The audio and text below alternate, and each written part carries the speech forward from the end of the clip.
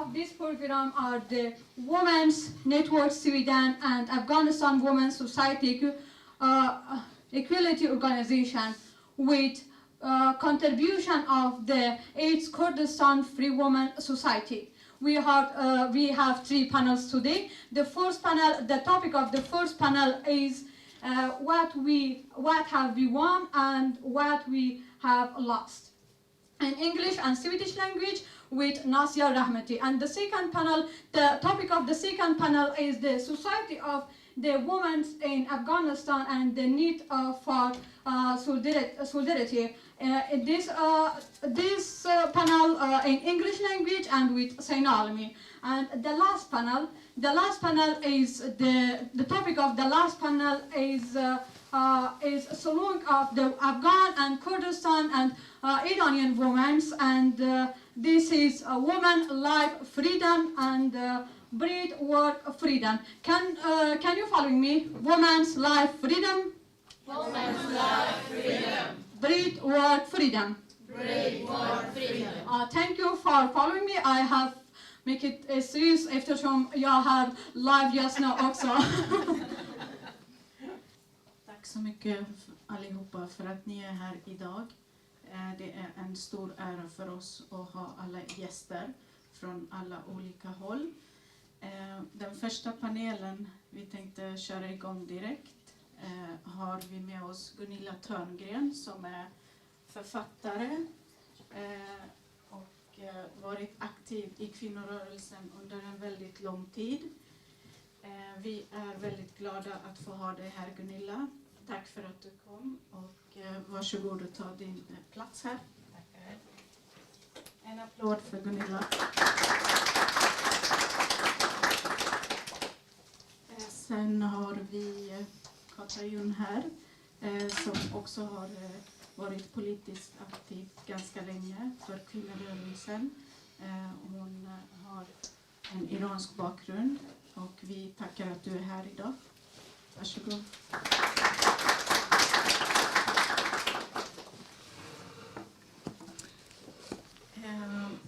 Så vi börjar med Gunilla. Den här boken har översatt på persiska i Herat. Den organisationen som har översatt den heter Social Equality och de har fått väldigt stor nytta av din beskrivning av kampen, den feministiska kampen.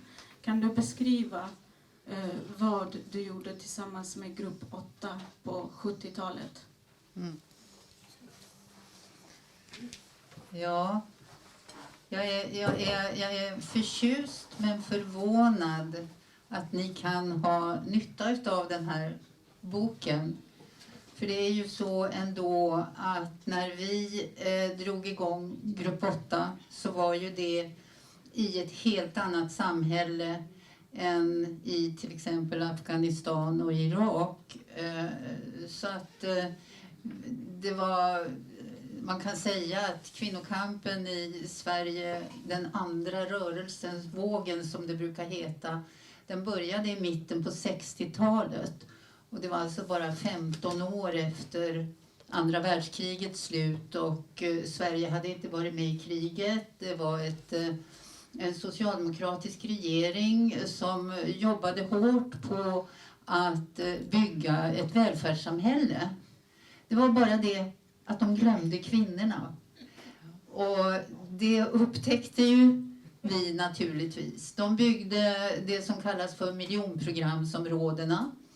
Och där hade de byggt för att där skulle det bo små familjer där kvinnan skulle vara hemmafru och mannen skulle åka till jobbet. Det var så arbetarrörelsen drömde om att ha det. Och barnen skulle leka ute på gårdarna och det skulle vara så mysigt. Men samtidigt så fick vi faktiskt en ny utbildningsreform som gjorde att väldigt många kvinnor också från mindre bemedlade familjer kunde börja studera. Och då upptäckte ju vi, jag tillhörde ju den generationen då upptäckte ju vi att det var ju fullständigt omöjligt att jobba, ha barn och samtidigt det gick inte helt enkelt. Det fanns ingen barnomsorg. Det fanns inte... Om man, ofta så var det ju så att man jobbade och pluggade, men om man inte hade något jobb men hade en man, då fick man inget arbetslöshetsunderstöd, därför att då ansågs det att mannen skulle försörja en. Om kvinnan gick ut och jobbade så var skattesystemet upplagt på ett sådant sätt att skatten var progressiv och så la man kvinnans lön ovanpå mannens.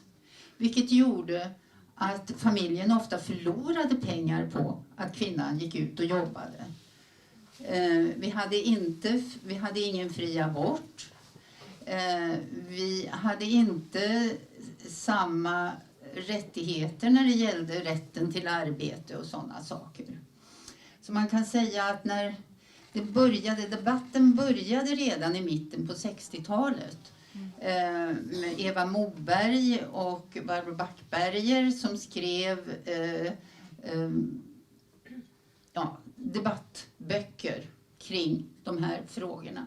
Men istället för... Alltså kvinnorna var ju... Det saknades arbetskraft. Och kvinnorna var ju en arbetskraftsreserv.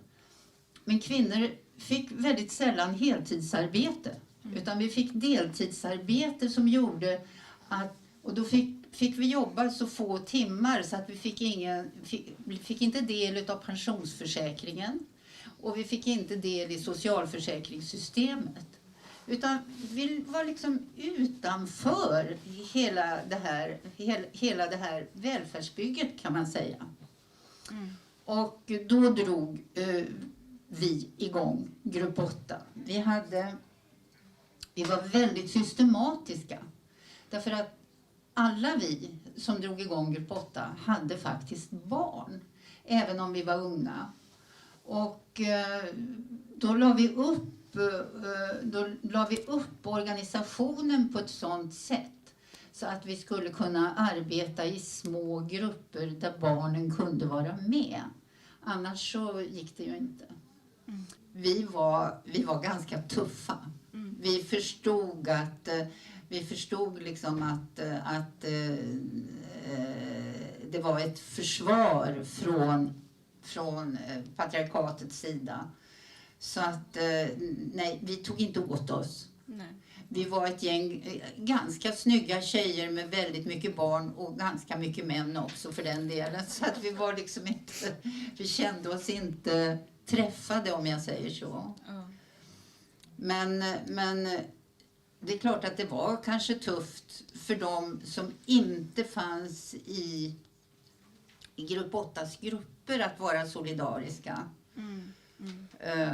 Så att, men angreppen kom ju alltid ifrån män. Och angreppen var nästan alltid sexistiska. Den religiösa högern som hette då Kristdemokraterna, de använde bilder från en fotograf som heter Lennart Nilsson. Han hade gjort bilder från livets början med embryon i livmodern. Och jag vet att de kom till något av våra möten om fri abort, och då stod det 3 män i kostym på scenen och kallade oss mördare. Eftersom vi ville ha fri abort. Och så, alltså det var mycket känsloladdat, kan man säga. Hur ser du på kvinnorörelsen idag? Är det fortfarande saker som behöver göras, eller hur ser du på kampen idag jämfört med då? Alltså om jag ska vara ärlig, för det första så är ju kampen, det är ju så många olika delar. Det som gällde då, det var ju att våra krav kunde egentligen omfattas utav alla kvinnor. Vi hade allt det här gemensamt. nästan alla kvinnor ville ha barnomsorg, nästan alla kvinnor ville ha rätten till ett arbete och fri abort och sådär. Men det är ju många kvinnor som har också vunnit på kvinnokampen. Och som idag är privilegierade och inte solidariserar sig med alla de som har, så att säga, som har ännu inte har fått sina rättigheter.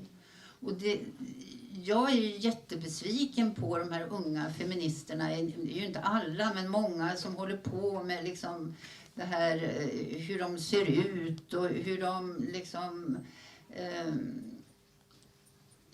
jag vet inte, det här den individuella kampen. Kallar inte jag för en feministisk kamp. Det är ju en personlig frihetskamp som man väl kan hålla på med. Men vad vi behöver idag, tycker jag, det är ju en internationell kvinnorörelse. En kamp som liksom sträcker sig över landgränserna. Alltså det är inte bara Afghanistan och Irak, det är överallt i världen så är kvinnor förtryckta. Och även i USA nu när de tar bort abortlagstiftningen. Alltså vi har så mycket gemensamt idag som en internationell kvinnorörelse skulle kunna. Och då måste vi höras. Då kan vi inte sitta på Facebook eller liksom. Då måste vi ut på gatorna. Ut och vi måste organisera oss på ett sätt så att vi blir slagkraftiga. För det tror jag, det var grupp 8. Vi var slagkraftiga. Vi var påhittiga. Vi hade ju till exempel...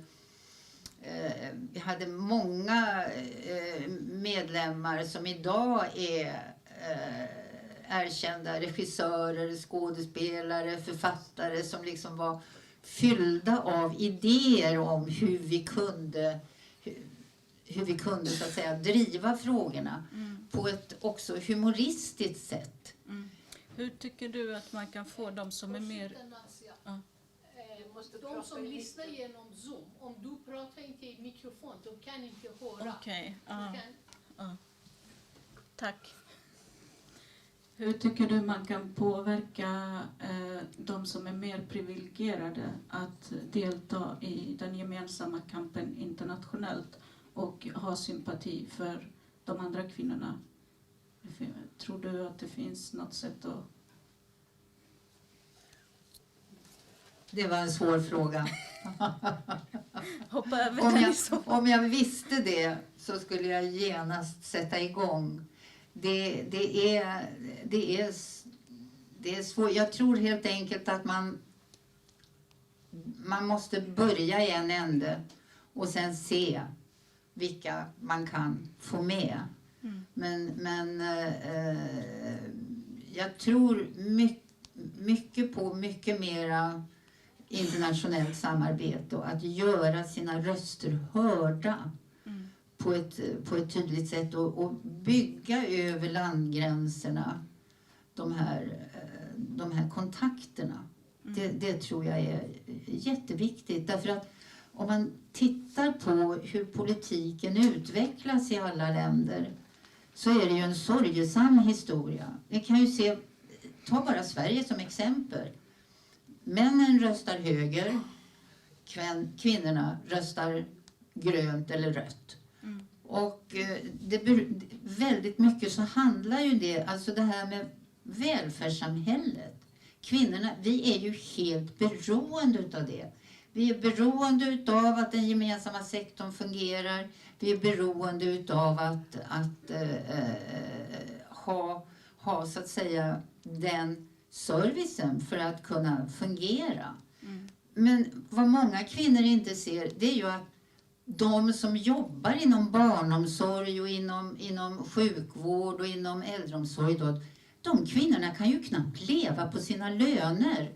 Det är ju helt otillständigt, och det hänger ju ihop med vad man har för syn på skatter, vad man har för syn på privatiseringar och sådär. Så att alltså, kvinnorörelsen måste se, och det tycker jag att vi gjorde faktiskt på grupp 8, så jag måste se till hela samhällsbygget. Vad är det för samhälle vi vill ha? Det handlar inte bara om min individuella frigörelse, utan det handlar faktiskt om vad är det för samhälle vi vill ha. Vad fick ni för reaktioner när ni ville lämna barnen på dagis, och gällande frågan om smink och liksom hela den här evolutionen med kvinnan som inte vill vara hemma. Hur fick ni för reaktioner i mammarollen?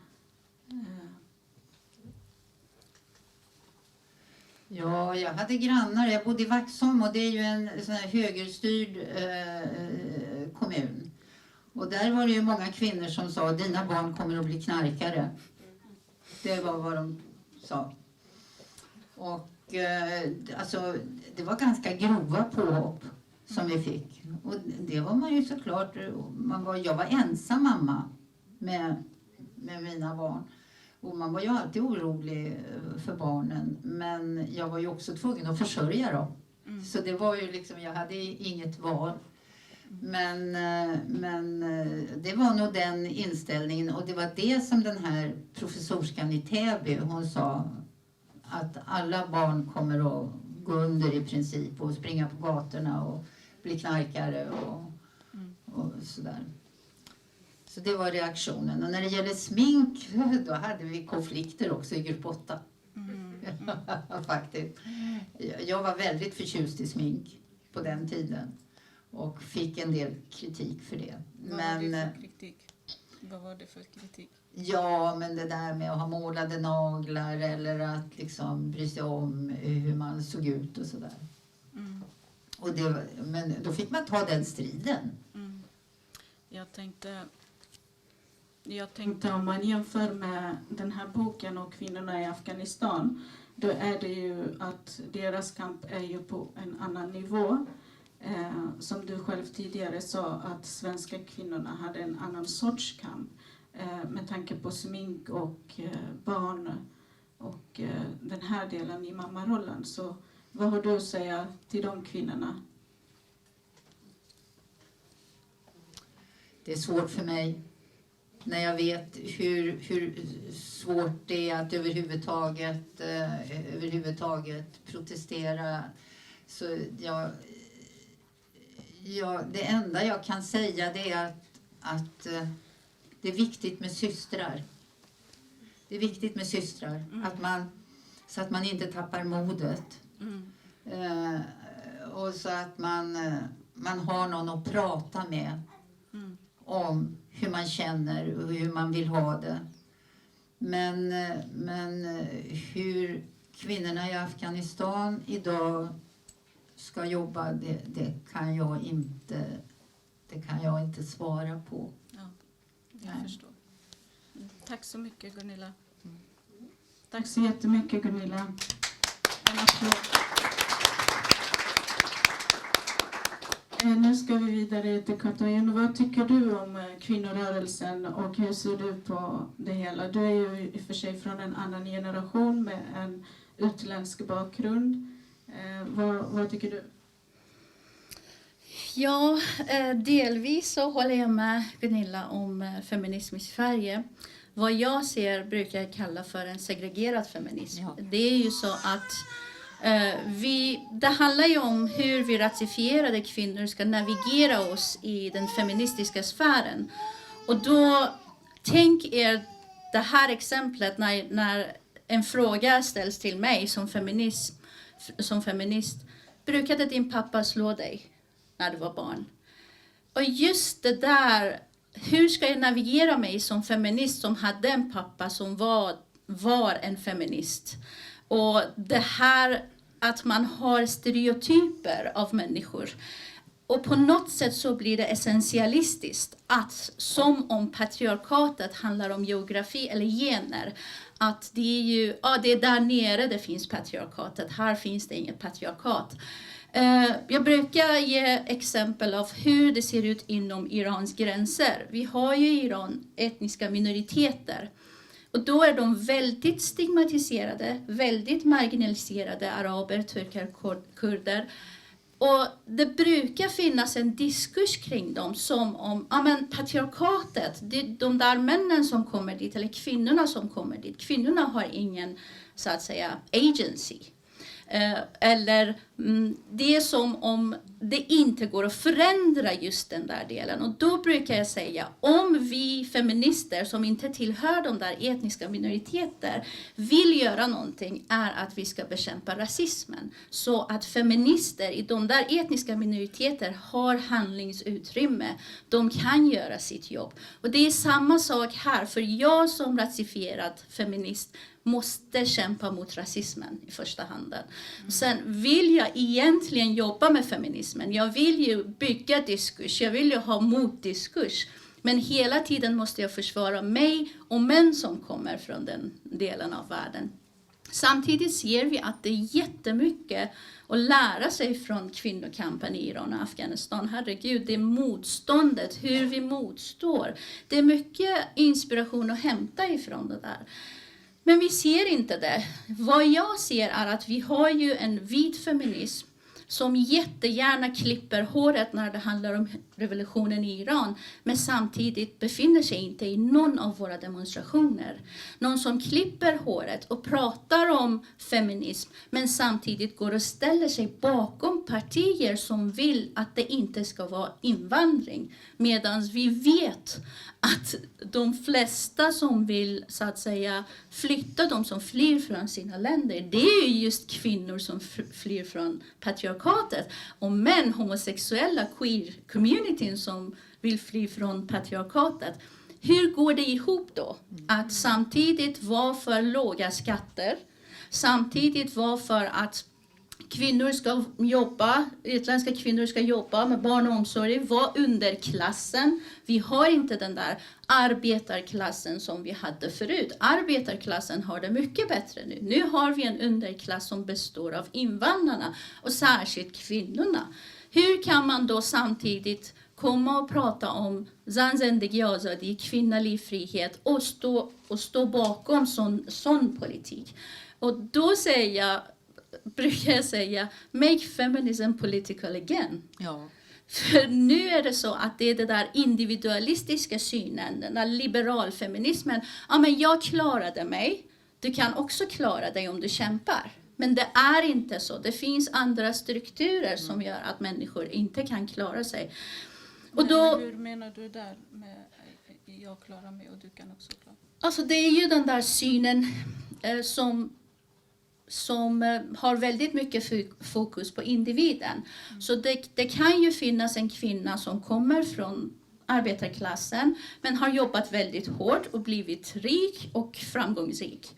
Och då antar man, det gäller alla kvinnor. Det handlar om hur mycket du kämpar. Det handlar inte om strukturer. Det handlar inte om hur du kan få jobb. Det handlar inte om strukturell rasism och hur det är svårt att få jobb med ditt namn och med ditt utseende. Och då ser man där i ett land där SD växer, så tänker jag säger vad Mona Al-Tahawi brukade säga. Hon sa, om amerikanska feminister brydde sig mer om sina män än våra män, så skulle vi inte ha Trump. För det är ju så att patriarkatet har inget att göra med gränser, med ett särskilt land, utan det har att göra med strukturer som är väldigt gamla. De är väldigt svåra att förändra och man har backlash hela tiden. Det vill jag säga. Och sen någonting som stör mig verkligen i kampen är att jag är jag måste svara till två grupper som feminist. Kulturrelativister och kulturabsolutister. Kulturrelativister pratar hela tiden om att det är deras kultur. Ja, men våldtäkt, det är deras kultur. Förtryck, det är deras kultur. Att de tvingas bära slöja, det är deras kultur. De vill göra det, kvinnor vill göra det. Det är väldigt förminskande och problematiskt. Å andra sidan så är det de som ser allt som kultur.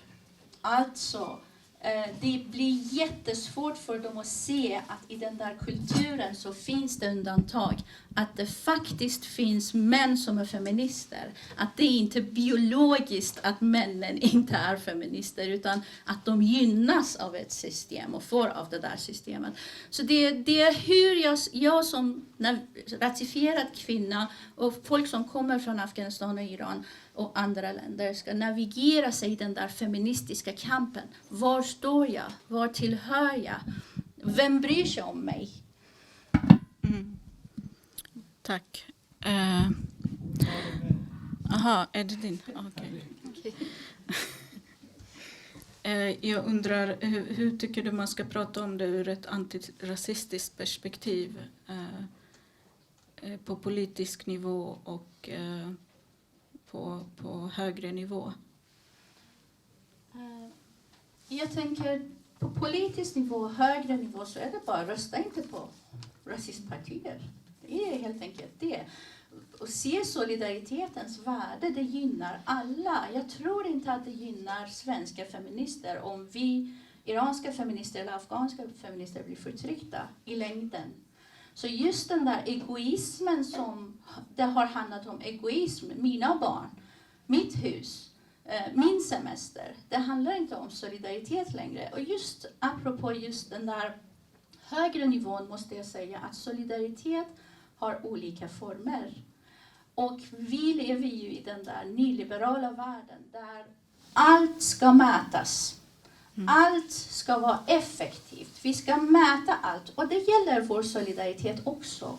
Så folk frågar mig, vad ska jag göra nu för att hjälpa dig? Ja, men du kan ju väl kanske laga mat åt mig när jag ska gå och demonstrera. Du ser ingen direkt effekt. Regimen kommer inte stötta som du gör det här åt mig direkt. Om det är det som du vill se med din solidaritet. Men då kan jag gå och fortsätta med kampen. Hjälp oss med logistiken. Hjälp oss med pengar. Stötta oss. Använd era privilegier och ge oss utrymme att prata. Ni går och pratar om oss. Låt oss prata och prata med oss och se vad vi har för inspiration, vad vi har för levda erfarenheter. Tack så mycket, Katajon. Our topic for the next panel is the situation of women in Afghanistan and the need for solidarity with women in Afghanistan. I have 4 amazing women, women rights activists as well here with me as my guests.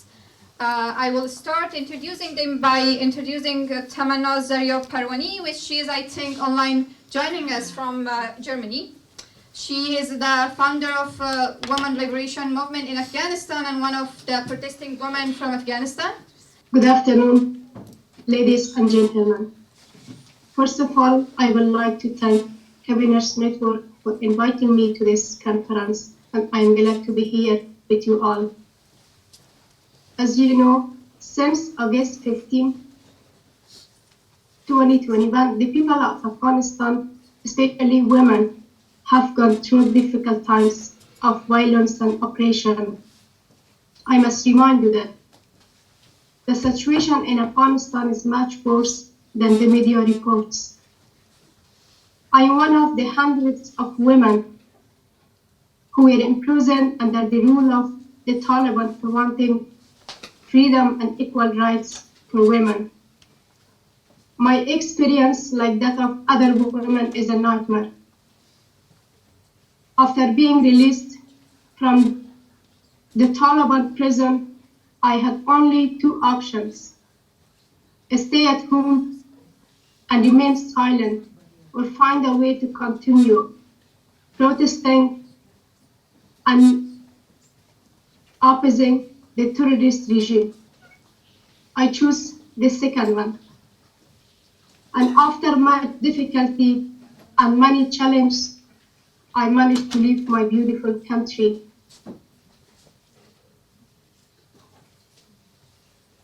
The voice of the women who are systematically marginalized, opposed, and tortured. If the international community and human rights organizations do not act decisively against the Taliban, it will be a big mistake that will cause great injustice to Afghanistan women. The Taliban does not understand basic human rights and acts against them. Since the return of the Taliban, women have been denied the right to study, work, travel, and move freely. Girls under the age of 18 has been forced to marry. The Taliban are hunting, arresting, and imprisoning women who worked with the previous government, including military personnel, civil activists, artists, and anyone who opposes them. The Taliban secretly arrest, imprison, torture, and rape women. Several women have been killed after being tortured and their bodies left on the streets. Afghan women fight bravely and powerfully against the current regime in every possible way and do not stop striving for freedom, justice, and equality. Afghan women are standing in front of the Taliban with their pens, artworks, and civil activities. Taliban is responding them to with gunshots. The Taliban has not changed, but has become even more aggressive and violent than in the past. And they should no longer be given any concessions. The message of Afghanistan women is clear. They want freedom, equality, and human rights. The world should not ignore the brave struggle of these women and the problem of oppression and violence against women will not be solved by just issuing a declaration.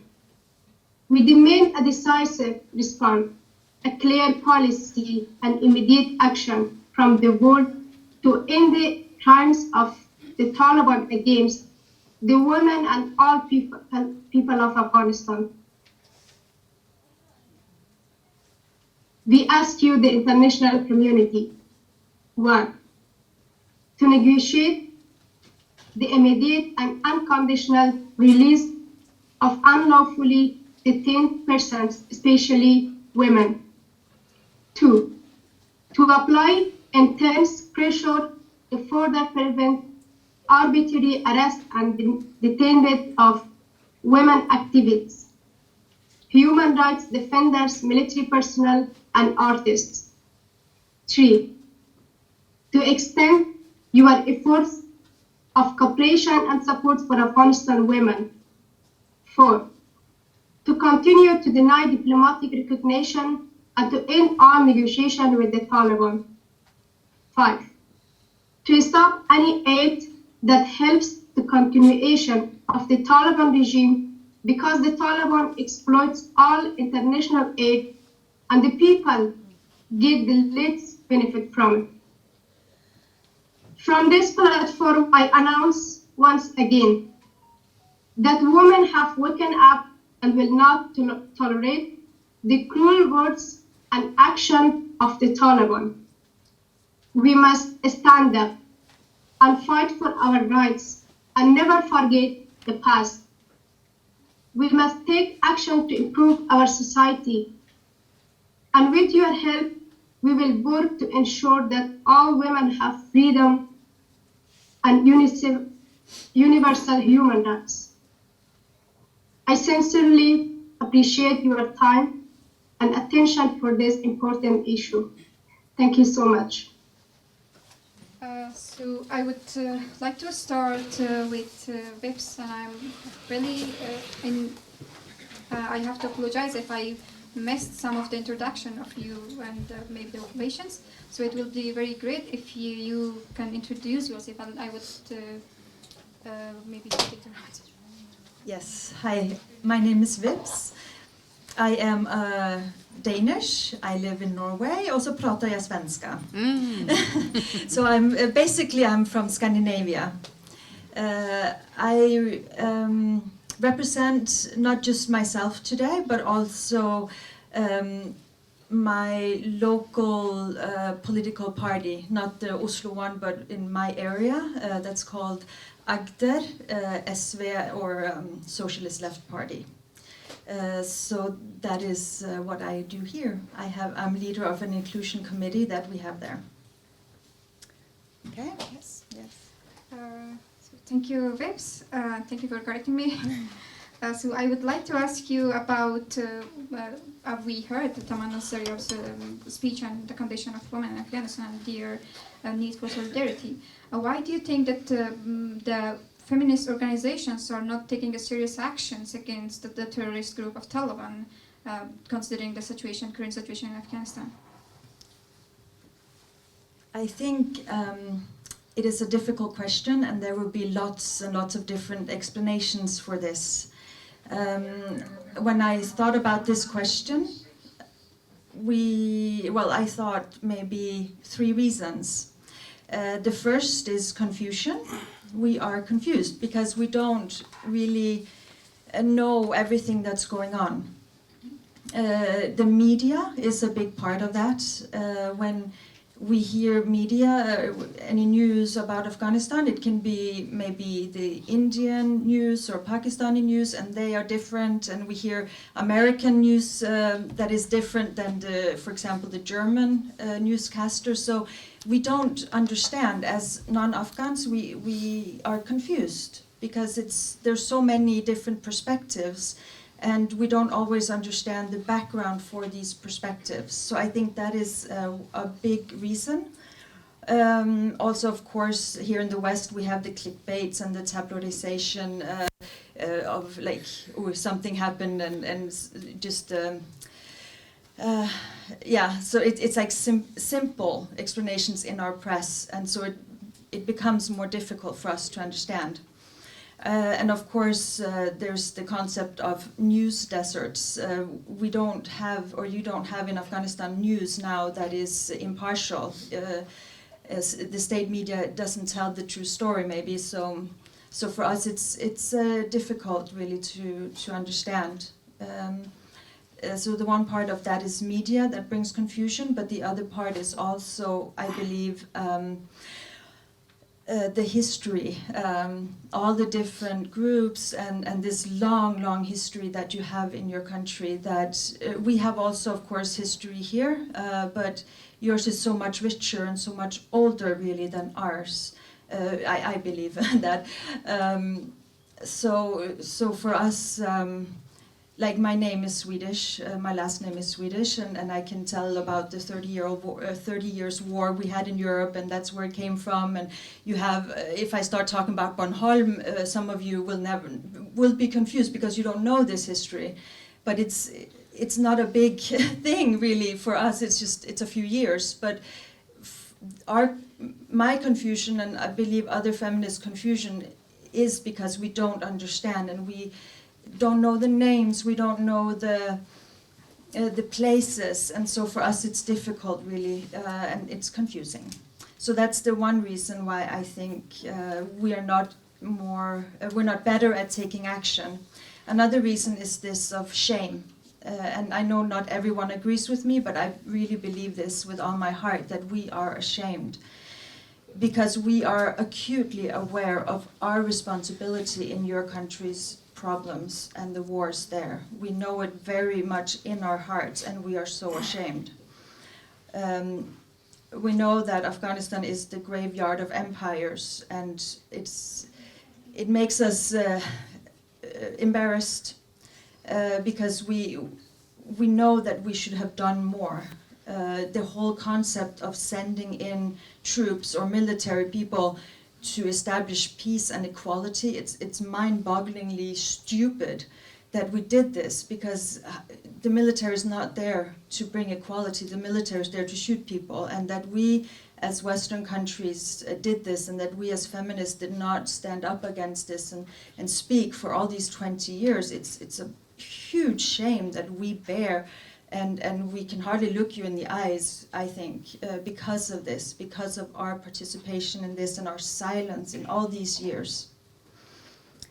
And we're also, of course, aware of the shame of freezing the country's money, the money that belongs to the Afghan people, and that America especially then froze all of these funds. There's a lot of shame, basically. And the third part, I think, is we feel powerless as women, as female organizations.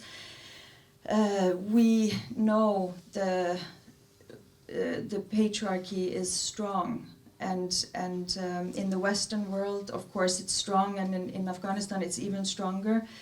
And well, basically, I've written in my notes that if the feminists have controlled the world, none of this would have happened, because we don't do this. We are different. But since it's men that control even the Western world, we feel powerless as females to help and to do it better.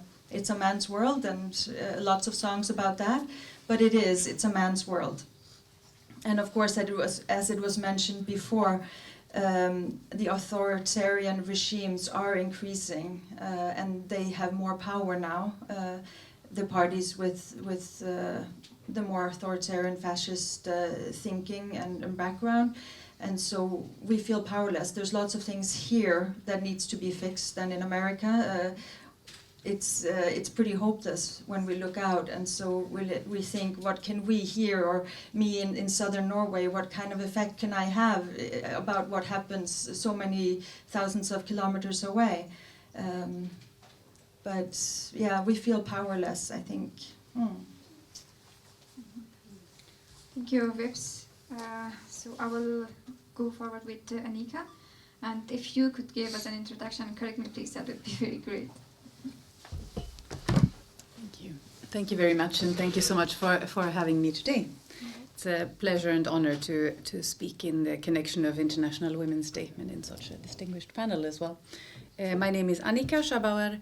I'm a member of the Swedish Afghanistan Committee, but I don't represent it today. I represent my own personal capacity, but I'm happy to enter a dialogue about its work. And I am the former director of Operation 1325, a women's rights organization.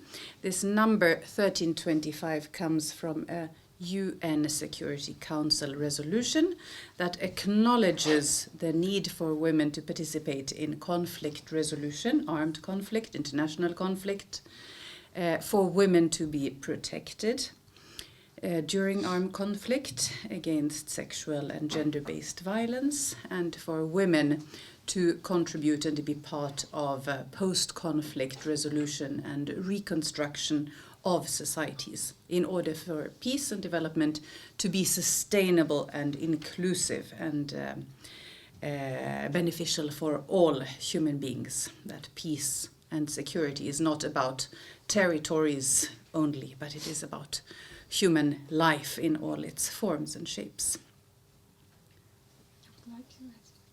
The question, so I don't continue too much here. Thank you. So considering the speech from Vips, that she said that for feminist organizations, it's hard to understand and to which party believe, who to believe. And if I'm correct, you have been in Afghanistan recently last year. So from your point of view and from your view, how the situation in Afghanistan actually is? And also, what does your organization analysis choose the situation and condition of women right now, and who to believe actually? Thank you. So, I was in Afghanistan together with a colleague in the room in November last year, and whom to believe, obviously, the people who have spoken in our ears, the people we have seen and met. I have no reason to doubt their stories. So in that capacity, I can bear witness of what we have seen. We have seen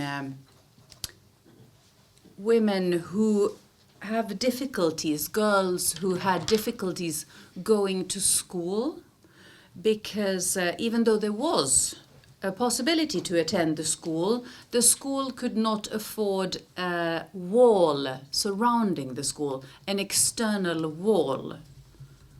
And this wall is not needed to protect them against wild animals or against armed groups. It is to protect their honor, to protect the girls, whatever age they are, from looks, from eyes of outsiders, men or women not in their closest family. So the girls are forced to be invisible.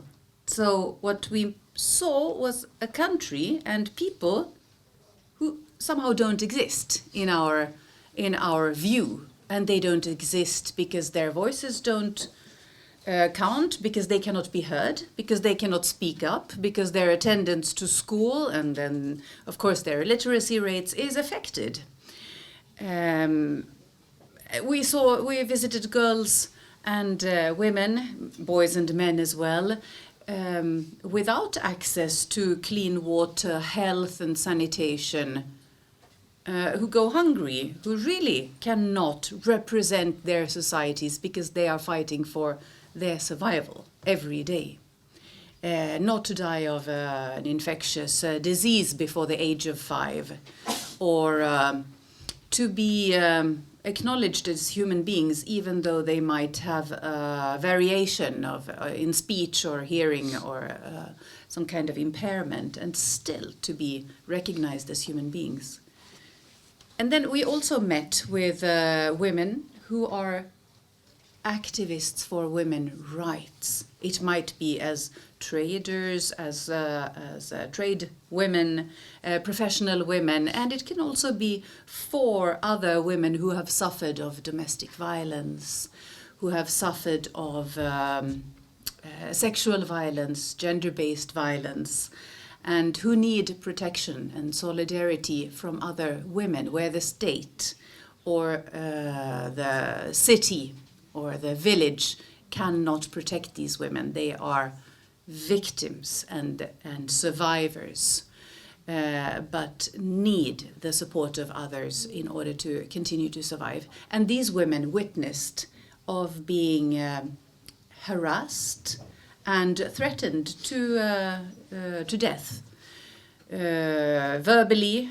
being persecuted, hand grenades thrown into their apartment, and made so to fear for their lives that they had to flee the country. And this is, I'm speaking about the persons that we met in November. Back to the question. So the stories, those are also stories. And then we have stories here. We are sitting together, and we also have our stories and our analysis. And of course, they're also true. And the image that I am acutely aware of is this heterogeneous society made up of a long history of oppression, the graveyard of empires, oppression, a long history of conflict, a long history of different groups, very different languages, different cultures, fantastic riches also, very rich culture, different classes. The women that I spoke to without a translator, who then speak, since I speak English, who can speak English. I mean, they were a very, very small minority in the country. But the others, they had a few phrases, the schoolgirls, for instance, a few phrases in English. And then there are all those who don't even go to school, who cannot even come. So a very heterogeneous group. And when we are speaking about feminists or activists, that is not one body. But can we work together? And I think that's also something that we learned from the first panel. How is that big movement formed where we can include different voices, which might sometimes be in opposition, but where we find some common understanding and common ground to work towards solidarity and women's liberation and equality? I can stop there. Yes. Or could continue. Yeah. So moving to Sinor, I would like to give an introduction of yourself. Yeah. And correct me, please. So, hello, my name is Sinor. I am a representative of Qajar, which is East Kurdistan Women's Association. And as Qajar, we believe that a truly free and democratic society is impossible without the emancipation of women. Obviously, I am talking about Kurdish issue today, but they are actually related to Afghan women's problem. Because you all know that Middle East is a territory for war at the moment to gain their freedom, because we are all connected to each other. Consequently, networking with women's rights organizations in the Middle East and the wider international community forms a significant part of our work. There are also various campaigns to raise awareness and encourage change on a national and international scale. Current campaigns focus on social issues such as child rights, forced marriages, and domestic abuse, and the right to use one's mother language. At the same time, we campaign in political areas such as activists who have been detained by the government and have had their human rights violated. Women across Rojhelat are oppressed not only by the Islamic regime society, which treats them as objects, but also by patriarchal system which they have constructed, which uses religion to justify the mass genocides of ethnic minorities and femicide. When the Kurds fight back and protest against the Islamic regime, they attacked our brothers and sisters in the south. Their reach knows no borders, and we must remain united, one voice and one aim.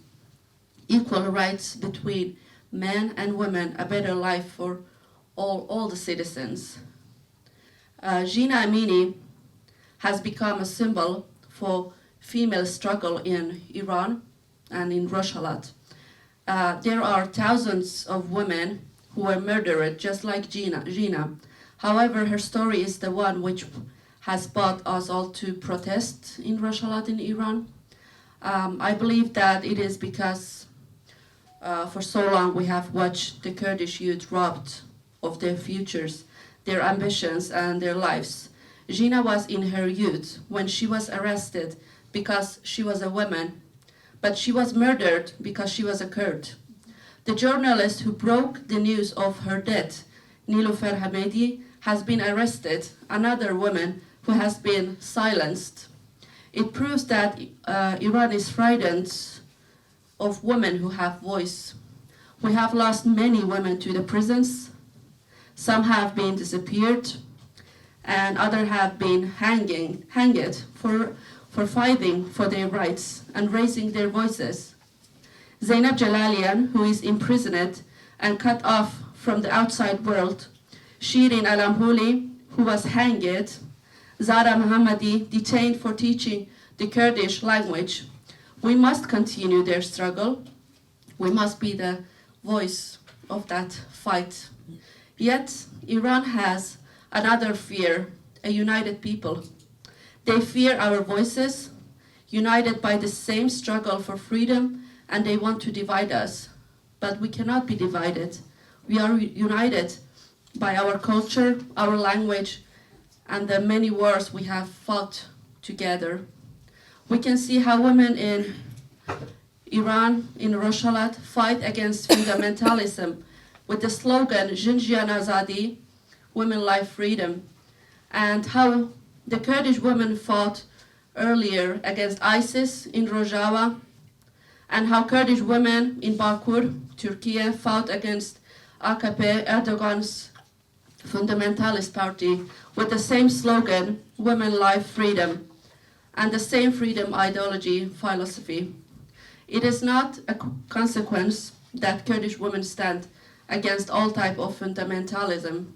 It is the product of long historical process and does not have much in common with similar issues in other parts of the world. Because fundamentalism builds itself on denial of women's will, and through the women deny the will of the whole society. Without gender equality, no demand for freedom and equality can be meaningful. In fact, freedom and equality cannot be raised without the achievement of gender equality. And the most permanent and comprehensive part of democratization is women's freedom. For women to achieve freedom and equality, there is a need to fight against patriarchy that builds fascism, capitalism, and fundamental mentality. Today, due to rising crises, conflicts, and wars, violence against women has increased globally. One of the affected areas in this regard is Kurdistan, located in the center of Middle East. Women's problems are all connected. What is happening in Afghanistan or in Kurdistan or anywhere in the world are all related to each other.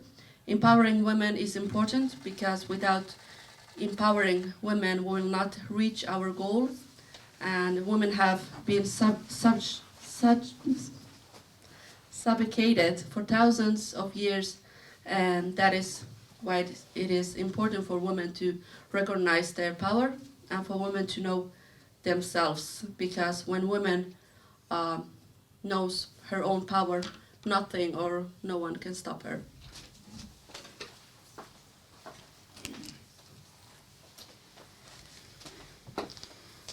Coming back to you, Vips, as we heard all of the stories from different places, like from Iran to Afghanistan, Kurd women and Afghan women, mostly Afghan women, and what do you think is a huge difference that is between Afghan women and Scandinavian women that you see? And if you mention why does the feminist organization are not changing their behavior against this terrorist group of Taliban?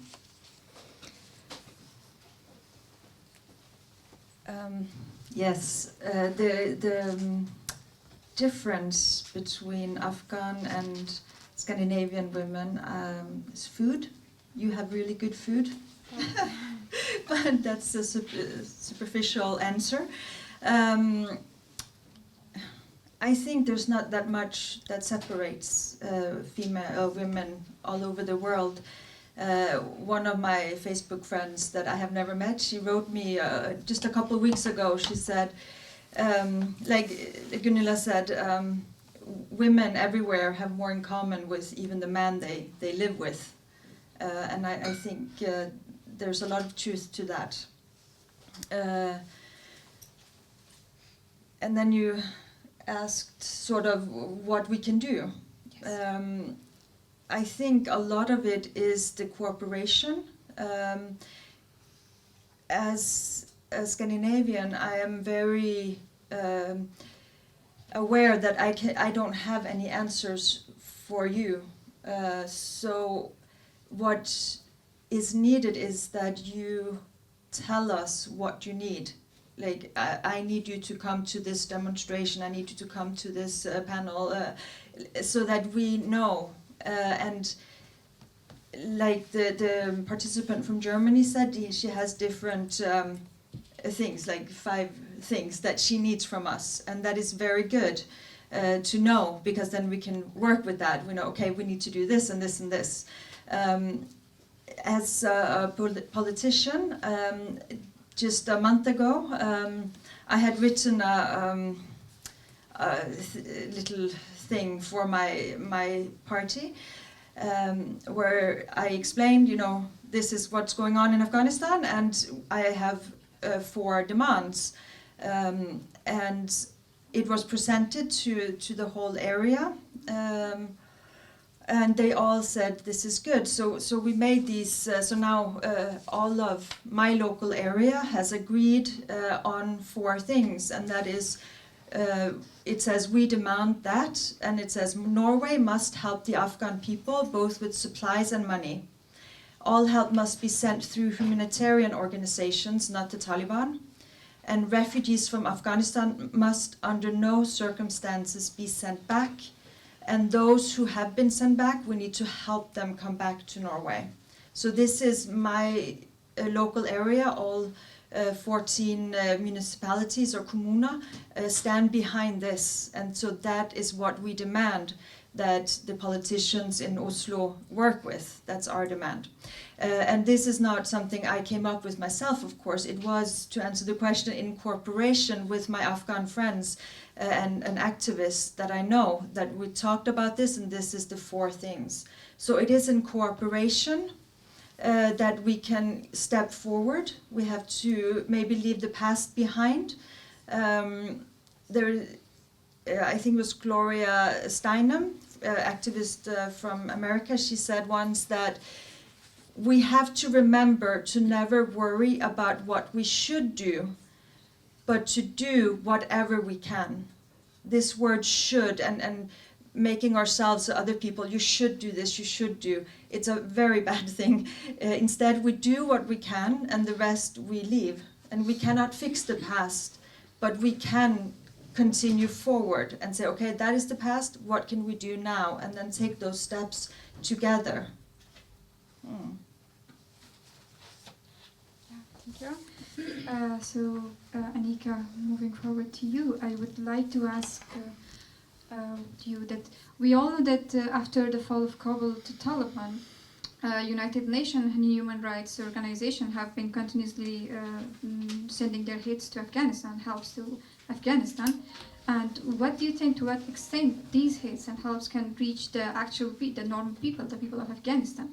And how do you see how relevant do you see the topic of Taliban recognition and these hits and the support of United Nations to Afghanistan? Thank you very much. So if I understand you correctly, your first question concerns, does the aid reach the people? And the second part of the question, maybe you are asking also about how relevant is the United Nations? Yes. And how can it impact the recognition of Taliban? How? Yeah. And there we come to a problem of recognition of not recognized de facto government that is breaking international laws, that is not serving, but is rather the enemy of the fight for human rights and for justice and for a globally recognized system of peace and development. So the aid, of course, reaches people. I can again say as a witness that I saw it. Several projects and several handouts of humanitarian aid, and also then the cooperation between people to people. So Swedish civil society organizing solidarity and aid and humanitarian aid to Afghan people through the civil society. So it's definitely working and it's relevant. And then the United Nations is the only system that we do have for global governance and for global justice and solidarity. It is a system with many faults.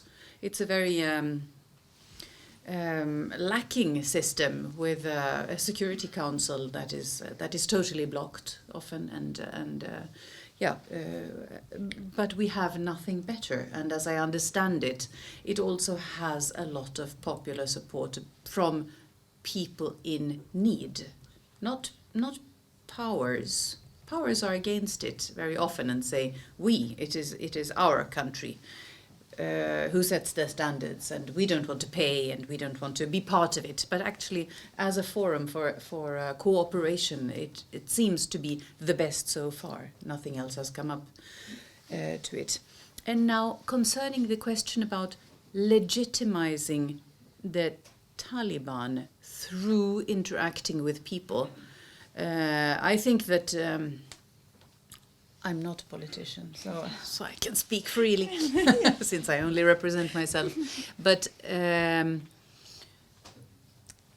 we are all doing our best in order to not sacrifice lives, and at the same time to fight actively, progressively and inclusively with the Afghan people and with Afghan women for rights on civil society level, and not on the national or governmental cooperation, because there is no government to cooperate with. It's a de facto government. And then as a peace worker, somebody who works for peace in my profession, I cannot avoid to have contact and dialogue with the enemy, with the one party that I need to make peace with or make agreements on certain things in order to take the next step and the next step. And there I think that we have channels, and we must work together, just like we do as people to people. We need to do it in different settings, be it religious leaders or religious groups or other cultural groups or so on. But this is not to legitimize a system that is heavily oppressive, that we all know about. So if you add that as well, so if you can add, is the feminist organizations here trying to make peace with Taliban, or if I'm not correct? I don't think that anybody is trying to make peace with the Taliban, and feminist organizations I cannot speak for, because we are working for gender equality in the Swedish Afghanistan committee and in other organizations, but there are unfortunately not a lot of contacts, so there is isolation, and we also know from research. There are very good peace research institutes in Sweden, Uppsala University, PRIO in Norway, and in Finland there is the CMI, who show that the sanctions are a very blunt instrument, a very blunt weapon that are harming people very often. Of course, armed invasion is even more. It's a sharp weapon that is hurting people. So we do need to be creative and find better solutions. Yeah, thank you. So moving to Senior, I would like to ask you how the slogan of women life freedoms and Zendegi Azadi can affect these discussions and the women's in Afghanistan or Iran. Thank you. Well, so in Kurdish, the word jen, which means women, but it also comes from the root jian, meaning life. For Kurdish women, oppressing women means oppressing life itself. For Kurdish women, any physical or structural violence against women means violence against life. Therefore, in all four parts of Kurdistan, Jan Azadi, women life freedom, is the fundamental ground and key of democracy in society and politics. With the slogan and concept Jan Azadi, women life freedom, the Kurdish leader Abdullah Öcalan created the freedom movement of Kurdish women and the reality of fighting women.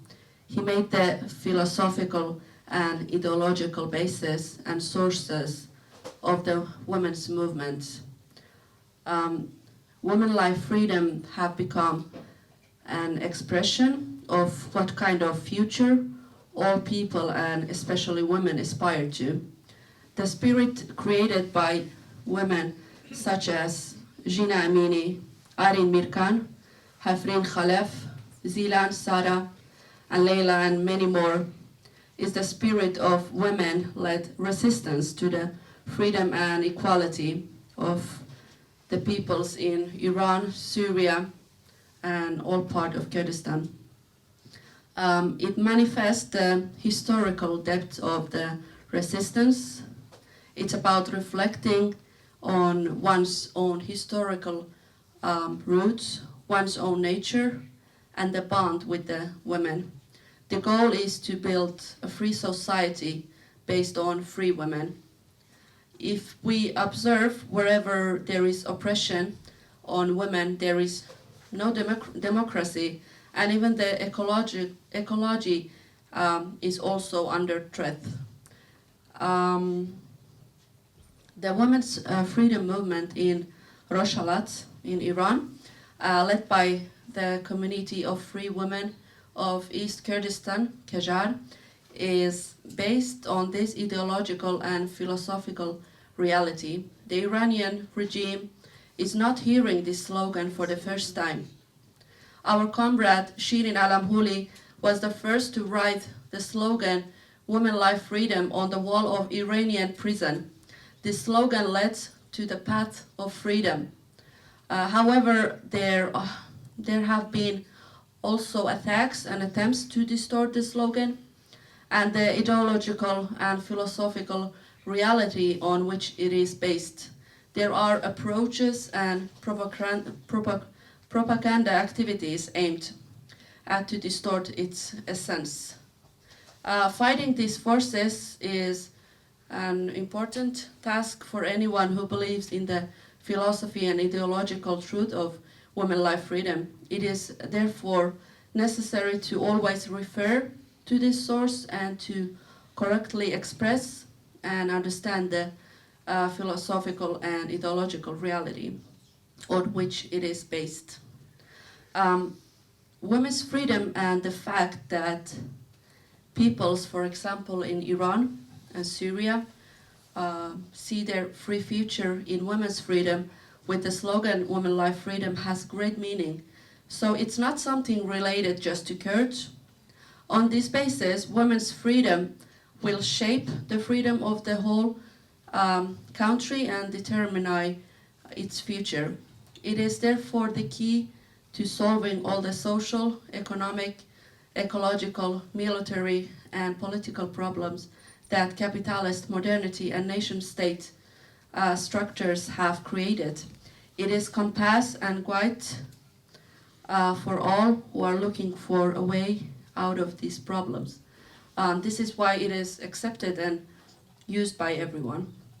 In conclusion, I would like to say that Kurdish women struggle against sexism, nationalism, and fundamentalism has a great impact on the emerging women's liberation struggle in the world and inspires women in the world.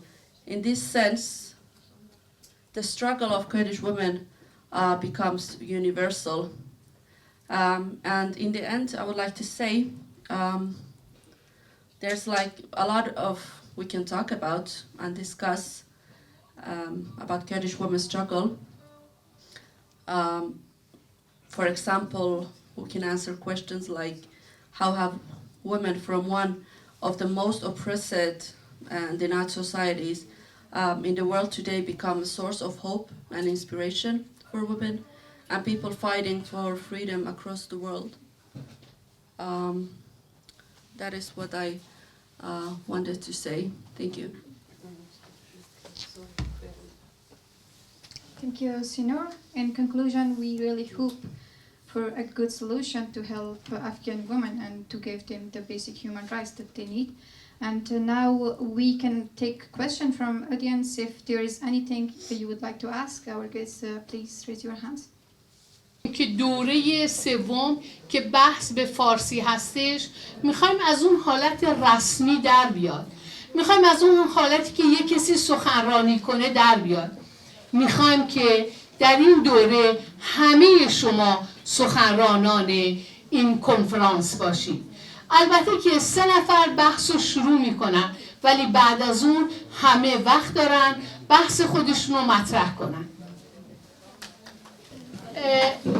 کنفرانسی که امروز داریم به ابتکار نجوا این کنفرانس برگزار شده و هدفش بیشتر از این که بخواد حالت یک کنفرانسی داشته باشه به بیرون، هرچند که از این هم استفاده کردیم، به بیرون هم فرستادیم از کانال زوم، ولی هدفش از اینه که اکتیویستا یا شاید بهتره بگم انسان‌هایی که دلشون میسوزه، انسان‌هایی که قلبشون برای انسانیت میتپه دور هم جمع بشن و بگن که الان ما چیکار کنیم و خصوصا در رابطه با وضعیت زنان در افغانستان چه کنیم.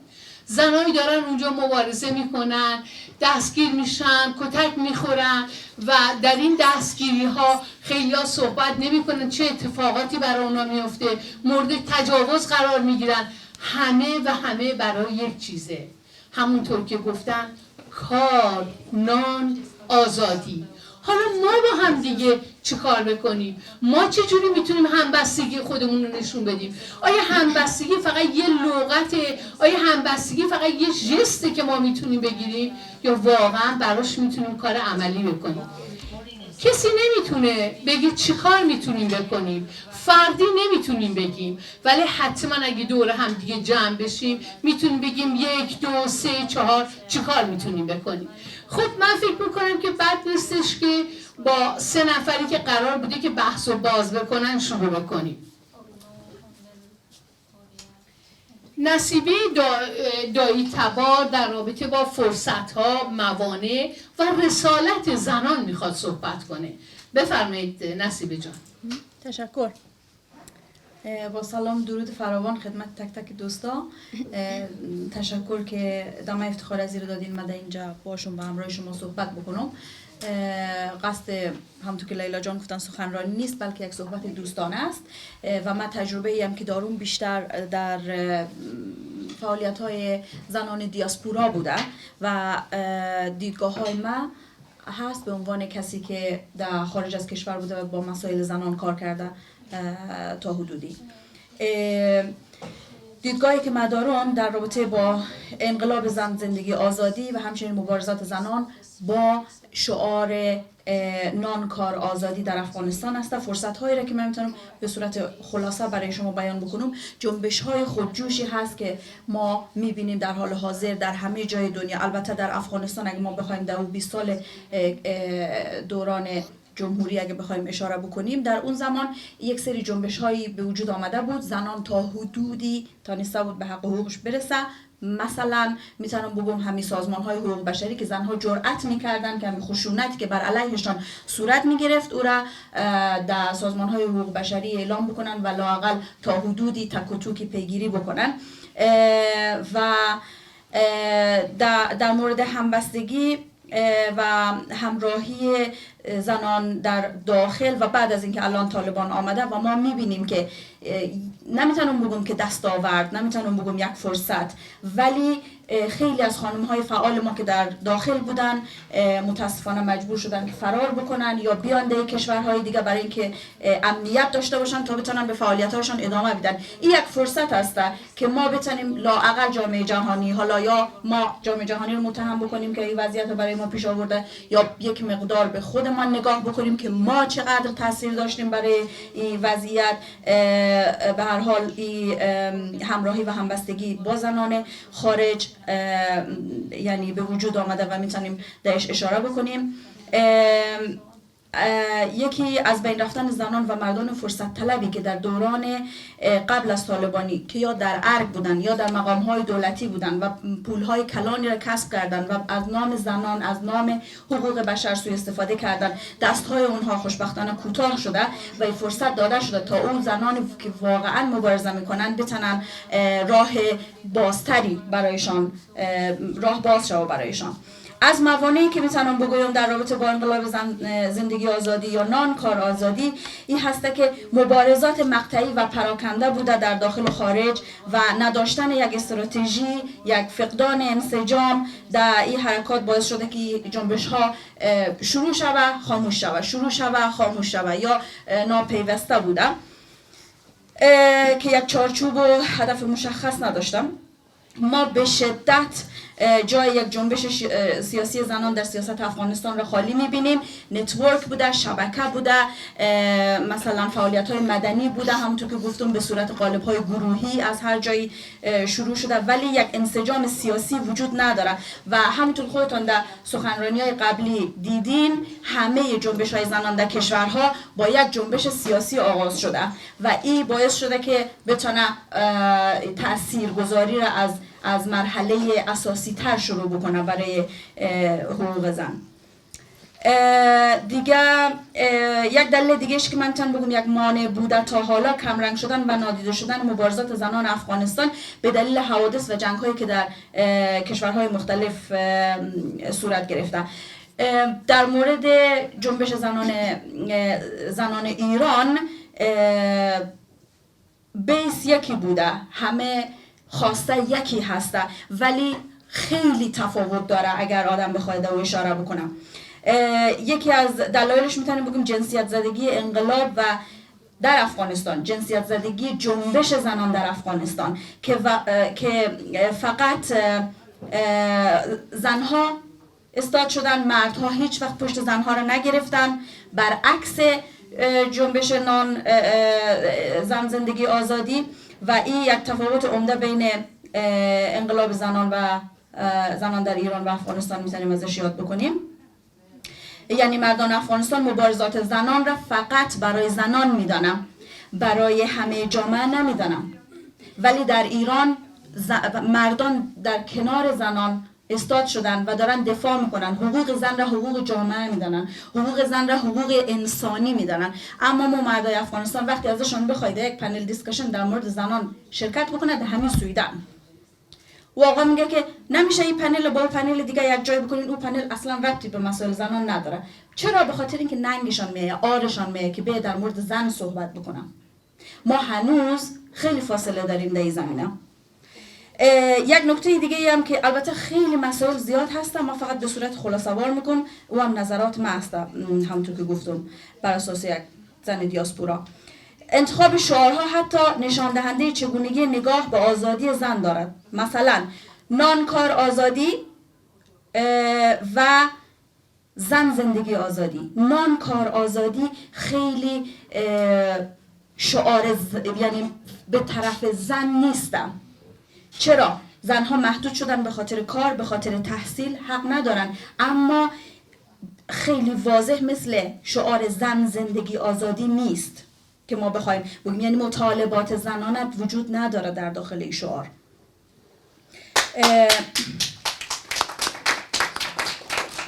و میتونیم بگیم که در ایران مطالبه مبارزات زنان ایران برای پایین کشیدن کل رژیم هست. تمام کسایی که برای دفاع از حقوق زنان در ایران الان استاد شدن کلا رژیم نمیخواین. اما در افغانستان اوکی رژیم باشه، فقط اجازه بده زنان برو کار و اجازه کار داشته باشه و درس بخونم. این یک تفاوت دیگه هست. ما چی میخوایم اصلا؟ مثلا میتونم در چند تا شعارهای دیگه یه مثال بزنم که ما چرا موفق نبودیم در حرکت‌هایی که تا به حال انجام دادیم. در افغانستان شعار ما صدای مردم گرسنه هستیم سر میدهد زنان. در ایران ما فرزندان کوروشیم پیام‌آور حقوق بشر. در افغانستان خاک پاکم را گرفتی درس و مشقم را نگیر.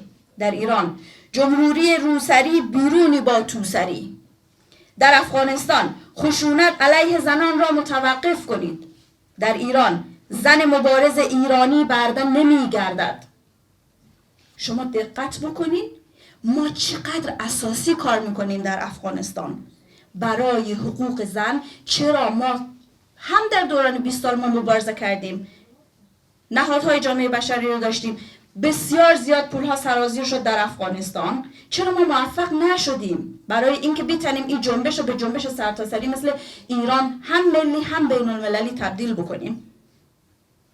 یکی از دلایل دیگه هم که من تون به عنوان مانع بگم این است که ما خوشبختانه از جوامع ایرانی ما در تمام کشورها در سیاستشان فرد داریم. در تمام پارلمان‌های کشورها ما حداقل یک نماینده پارلمان ایرانی اصل داریم و اینها هستن که همبستی، چون قدرت هست، سیاست قدرت هست، قدرت به دستشان هست، بنابراین باعث میشه که بتونه کمک بکنه، چون اونها هم کسایی هست که از رژیم فرار کردن. اما ما در بین افغانستانی ها چی میبینیم؟ ما افغانستانی های چند دسته میبینیم، کسایی که لابیگری میکنن برای اینکه طالبان به رسمیت شناخته شود و کسایی هستن که خنثی هستن، برایشان بی تفاوت هست یا جرأت نمیکنن به خاطر اینکه زن هستند، جلویشان گرفته میشه. آنقدر روی تفکر ماها کار شده که ما اصلا فوتروینده اعتماد به نفس نداریم. دسته دیگر هستن که واقعا نمیخواد، اصلا طالبان اندیشه طالبانی مخالف آزادی زن هست. مرسی. تشکر از شما نصیبه جان. مینا جان، شما در رابطه با رابطه حقوق بشر و حقوق زن اگر ممکنه بفرمایید. تشکر از شما، تشکر از تمام هموطنان گرامی که امروز آمدن خاص به خاطر زن. اما باید از یاد ما باشه که زن هم انسان است. حقوق بشر علیحده نیست از حقوق زن. اگر ما انسان میبینیم، ما برای زن بر بشریت یک کار کردیم. این باید از یاد ما باشه. چرا هر وقتی که افغانستان یک کم نفس میکشه بالا میایه، یک کس میاد به نام اسلام داخل میشه. هر او دین، هر او مذهب، هر او قانونی که انسان نمیبینه تقسیم میکنه به رنگ، جنسیت، نمیفهم جغرافیا، ما برای اون نمیگیم. یکی او خلاص. ای که ما فعلا یک طفل 7 ساله داریم، دختر 7 ساله و بچه 5 ساله، حالا میبینم اگر یک طفل 7 ساله خود به نکاح میتی و یک چایلد مریج، یک ازدواج کودک نیست، تشکر، او یک ریپ است، او یک تجاوز جنسی است بالای دختره. مثل یک مادر من هیچ وقت اجازه نمیدم، هیچ وقت. اگر ما به دختر خودی چیز را نمیخوایم، چرا به دختر ایرانی، افغانستانی یا کس دیگه را بخوایم؟ اگر من درد احساس میکنم یک کار میکنم بر خودم، من زنده هستم. اگر من درد یک کس دیگر احساس میکنم داخل نروژ یا داخل سویدن به خاطر زن افغانستان ایران هستم، او وقت من انسان هستم.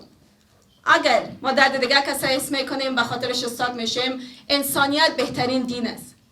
مقدسترین و بهترین دین انسانیت است و کلیدش محبت. اگر ما میگیم ما فمینیست هستیم، ما هیچ وقت نگفتیم ما علیه مرد هستیم. این چیز را باید از ما جدا کنیم که از نام فمینیست اکثرا میترسن. نه فمینیسم نمیخوایم. ما فقط امرای کسایی هستیم که ضعیف نیستن. هیچ وقت بخصوص زنای افغانستان هر وقتی که 2 روزم پیدا کردن و سر پای خود استاد شدن، از کسی کمک نخواستن. یگانه چیزی که ما میخوایم ما را کمک نکنن، مردم افغانستان کمک نکنن، زنای افغانستان اصلا کمک لازم نداره. چیزی که ما میخوایم از جامعه جهانی، از سوپر پاورز جان ابرقدرت ها، تشکر. این چیز است که دشمن ما را قوی نسازن. هفته میلیون ها دلار بر دشمن ما نفرستن که ما مجبور شویم دختر خود بفروشیم که بچه مونان بخورن.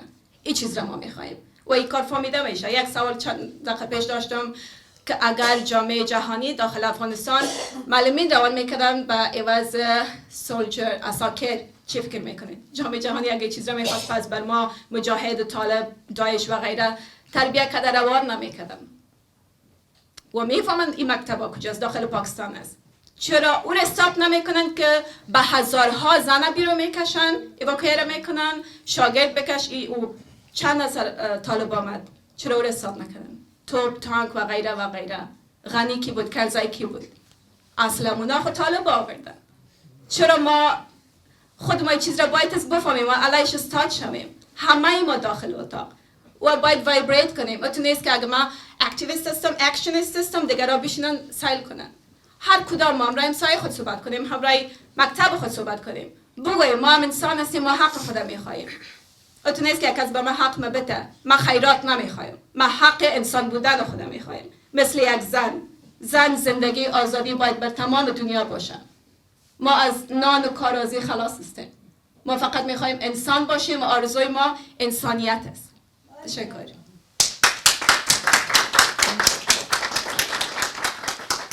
طاهره جون، ما کجا ایستادیم؟ مطالبات امروز زنان افغانستان چی میتواند باشه؟ من سلام میگم خدمت همه، خسته نباشید. میفهم که صحبت زیاد شده. سوال خیلی خیلی خیلی سختی هسته، به این دلیل که وقتی که ما بخوایم ببینیم که کجا ایستادیم نیازمند از این هسته که ما اشراف کامل به وضعیتی که اتفاق افتاده رو داشته باشیم. و از طرف دیگه من میخوایم به چند تا مسئله اشاره کنم که شاید ما رو برسانه به این که در کجا ایستاده هستیم. در افغانستان چیزی به عنوان حافظه تاریخی وجود نداره متاسفانه و هیچ وقت به تاریخ نه نگاه شده نه او مهم شمرده شده و ما با یک تکرار عبث قدرتی روبرو هستیم که این قدرت آنقدر یعنی حتی ما با یک دشمن آنقدر بیمایه روبرو هستیم که انسان حتی نمیدونه که با این دشمن بیمایه چطور بخوای روبرو بشه. بخشی از این به خاطر بی‌حافظگی ماست، به خاطر اینکه ما هیچ وقت از گذشته نه درس گرفتیم و نه برای ما اهمیت داشته. امروز طالبان اوریانترین شکل یک قدرت اسلامی است که در واقع دوباره امکان قدرت گرفتن را داره و از طرف دیگر نشان میده که چگونه نیزه تیز این قدرت بر گلوی زنان هسته.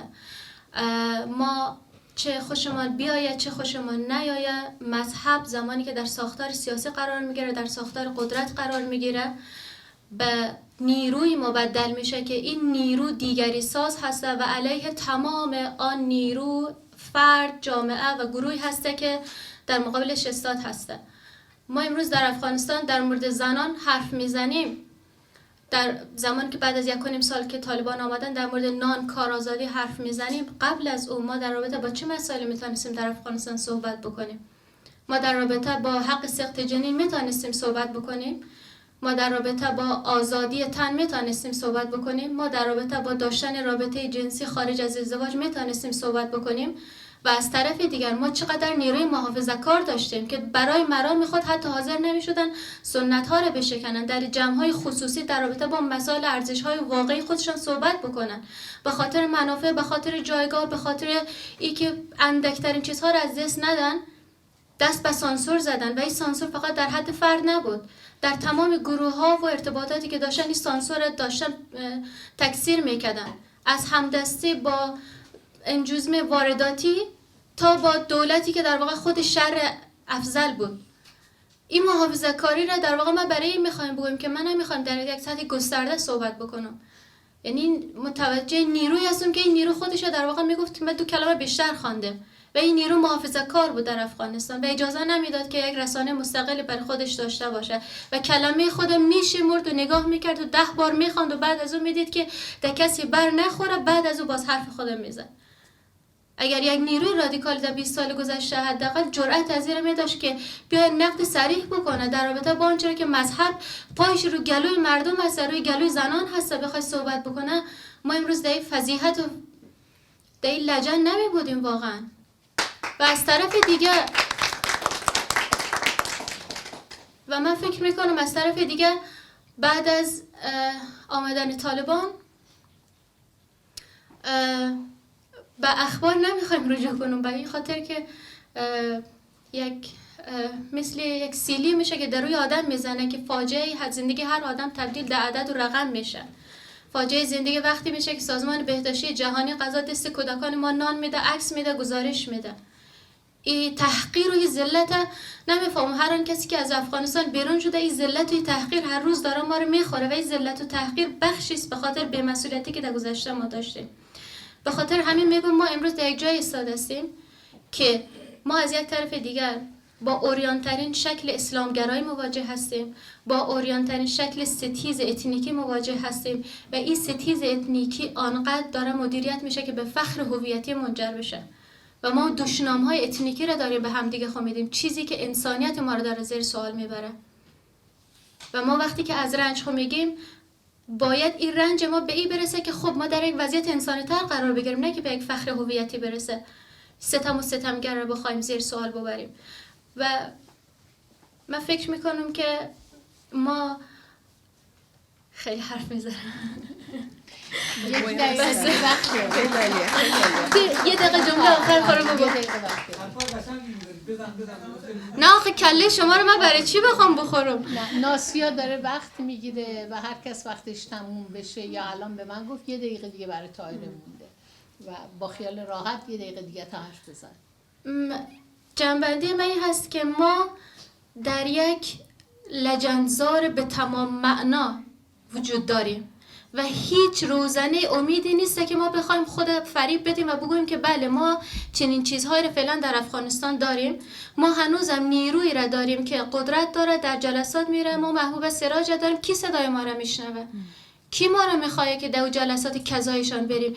تمام این سازمان حقوق بشر رو بگذاریم کنار. واقعا تا زمانی که ما خودمان نخواهیم کار بکنیم دنیا هیچ وقت پشت ما ایستاد نمیشه و ما نباید خدا فریب بدیم بایی. و صحبت من اینجاست که ما یک راه بسیار طولانی را در پیش داریم. در یک چیز نیروی به اصطلاح روشنفکر افغانستان و طالبان مشترک است، که پلانی برای آینده نداره، نه برای فردای خود نه برای سالهای آتی خود. ما باید به حافظه تاریخی رجوع بکنیم و این را در نظر بگیریم که راه بسیار دشوار در پیش داریم.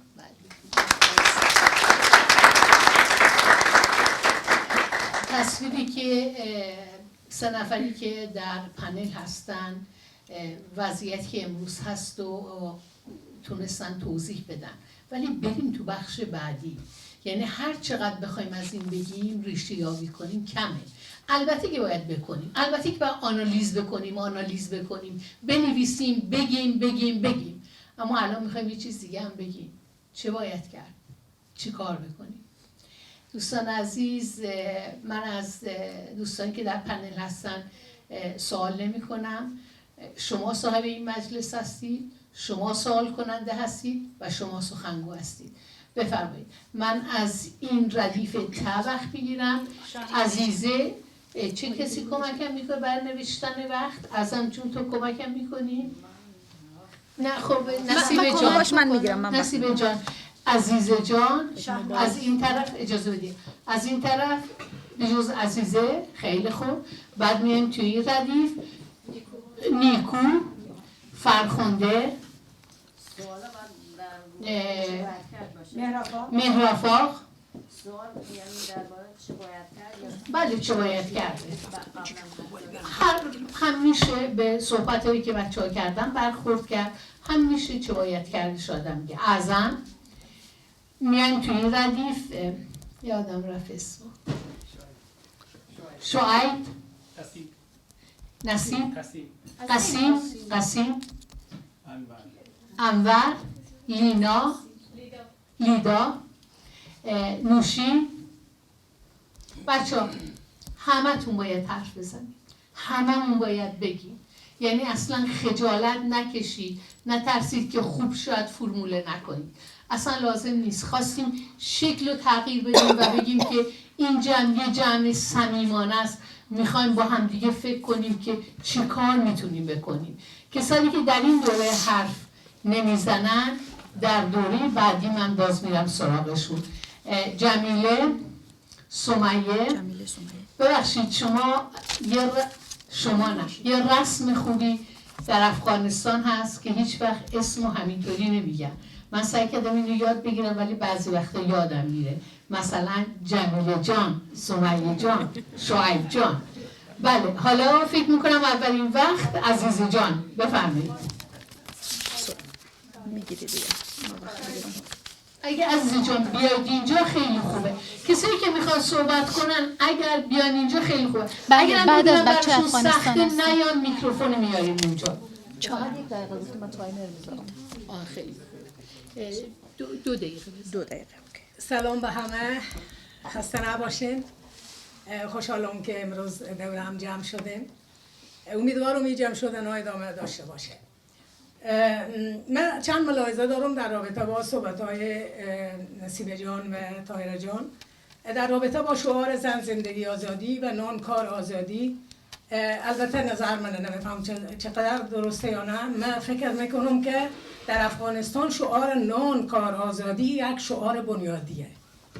امروز در افغانستان همه گرسنه‌اند، همه زنها و مردها کار و شغلشان از دست دادن، همه تحصیل کرده ها، همه کسایی که دکترا گرفتن سالها زحمت کشیدن در خانه یا پنهانن در حال فرار از این خونه به اون خونه هن و یا اگر هم در خونه خود نشسته هستن نان ندارن. این نیاز جامعه افغانستان ای شعار. همه گرسنه‌اند و تمام معنا گرسنه‌اند و کسایی هستند که اونا همیشه به دیگران کمک کردن و نمیتونن. ببخشید من فکر میکنم که پام کمی طولانی میشه و اونا نمیتونن برای دست دراز کنن. از کی بخواین؟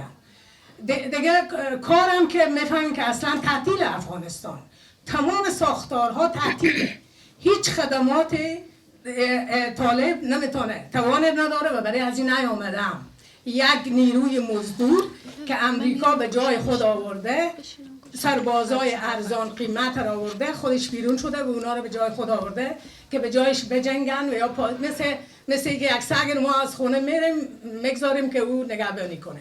طالب همون تا یک موقعیت داره و مسئله بعدی آزادیه. آزادی خب ما میفهمیم که یک حوزه کلانه و همه حقوقی که امروز در افغانستان کلا نابود شده.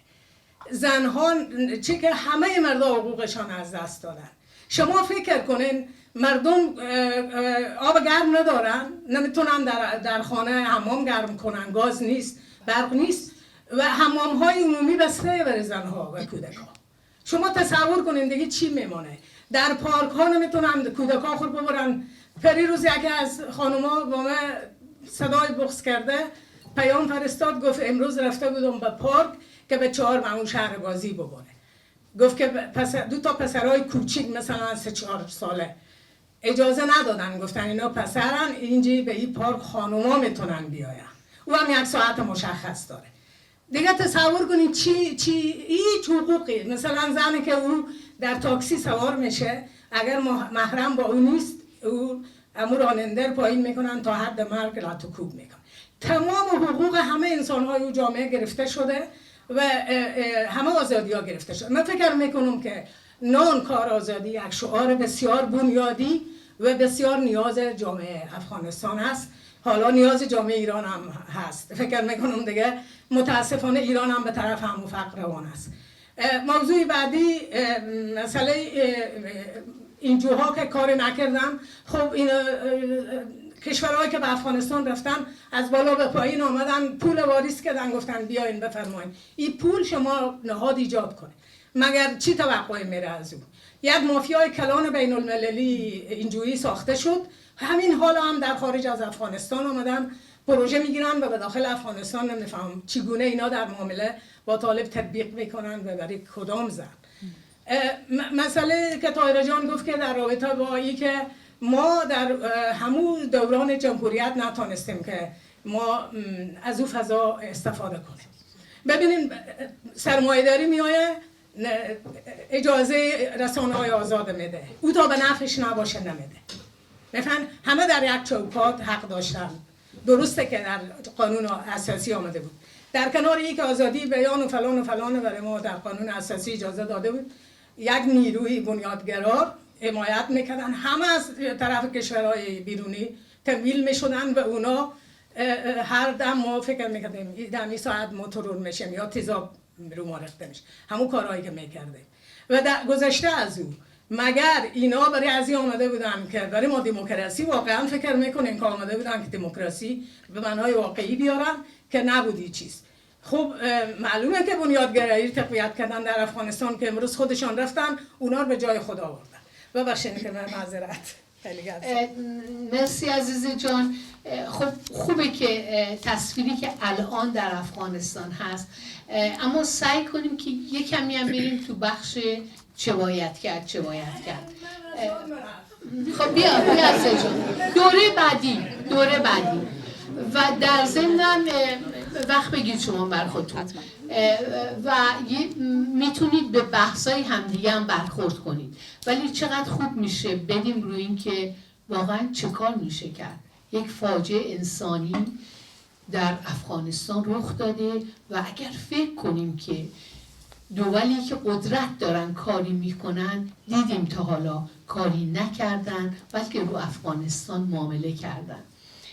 دوست بعدی که قرار صحبت کنه نیکو بدم در خانم عزیزم بگم یا مسائلی رو بگم که دوستای دیگه یاد کردن. وقت خیلی کم مانده و ما باید هر چه زودتر جمع کنیم به سالن ترک کنیم. من میبینم خیلی خوشحال بشم که هرچه یعنی ما از ساعت 3:15 تا حالا داریم گپ میزنیم و از گوش میگیریم، اما میبینیم همچنان علاقمند هستیم و میخوایم صحبت کنیم و میخوایم این جریان ادامه داشته باشه. این از اینجا شروع میشه که دوستان از آگاهی یاد کردن به تشکیل گروه‌های مختلف، یعنی یک امیدواری برای اینکه ما بتونیم کنار هم باشیم و مشترک کار کنیم وجود داره. فقط یک نکته رو میخوام تاکید کنم. من اگرچه از جمله زنان معترض در داخل افغانستان نیستم، اما میخوام اینو بگم که اگرچه اعتراضات در داخل افغانستان مشکلات خودشه و موضوعات درونی خودش داره و اینو نمیتونیم که نادیده بگیریم، اما که یک مسئله در مقابل زنان معترض افغانستان رو راست باشیم، این که همچنان اونا رو باید حمایت کنیم. اولی که باید خلایی که اونا در وسطشان وجود داره، یک راه حلی که ما وقتی میخوایم تاکید کنیم، یک از راه حل تاثیرگذار در شرایط فعلی ادامه گرفتن یا هم سمبل گرفتن اعتراضات داخل افغانستان است. سیست که شاید این باهای خیلی سنگینی داشته باشه. من نمیگم که ما اینجا هستیم به زنان مثلا تشویق کنیم که هر روز به خیابان برن، نه خیر. باید زنان در داخل افغانستان، زنان معترض که انگیزه اینو دارن که باید اعتراض کنن، اونا باید در داخلشان آنچنان ما باید کار کنیم، برنامه‌ریزی شو و تغییر ذهنیت بدیم و سازماندهی شو و کاری بنیادی داشته باشیم که از اونجا بتونیم از داخل افغانستان یک چیزی بیرون بسازیم. یعنی ما مثلا است که نباید زنان داخل افغانستان، زنان معترض افغانستان دست کم بگیریم و اونا یک جرقه خیلی اساس و اصلی برای ادامه یا تغییر شرایط افغانستان میتونیم بگیم که تا حالا میتونیم یک از دلایل اصلی و چالش کشاندن طالبان در 18 ماه بوده، با وجودی تمام سختی‌ها و چالش‌هایی که داشتن. به همین خاطر زنان معترض داخل افغانستان ما از این زاویه که از این جمعی که امروز داشتیم یک پیامی بهشون داشته باشیم که ما اینجا که جمع شدیم این مسائل داشتیم برای شما و حداقل بتونیم که جنبش‌های داخل افغانستان یک ارتباط مستقیم یا غیر مستقیم با اونا داشته باشیم و اونا رو همچنان زنده نگاه کنیم، حالا چی برای تقویت اعتراضاتشون، حالا چی برای رشد یا تغییر ذهنیتشون. مسئله ما همیشه من نمیخوام که خیلی پرگویی کنم که مسائل اضافی رو بگم که جمع‌بندی کنم که در پنل ها چی بود و چی گذشته، اما بازم میخوام تکرار کنم واقعا خیلی خوشحال هستم از که ما جمع شدیم و صحبت میکنیم و این صحبت یک علاقمندی یعنی یک ذوق خودش داره. من میبینم ما به این نتیجه رسیدیم در این مدت 1.5 سال که اعتراضات ما که جمع شدیم به خیابان زیاد نتیجه خوبی نداد. حلقه همبستگی گرفتیم زیاد خوب بود اما نه چندان. اما امروز میبینم هر کسی دوست داره صحبت کنه، هر کسی دوست داره فرصتی داشته باشه برای گفتن سوالش و از همینجا شروع میشه و اعتراض که میخوای صحبت کنی و آنچه که در ذهنت هست جرأت میکنه میخوای بگویی، این به این معنا که یک شروعی وجود داره.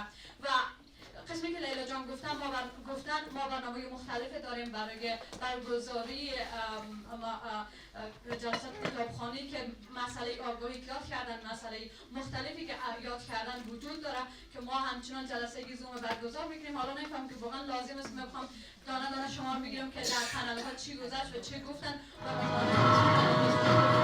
و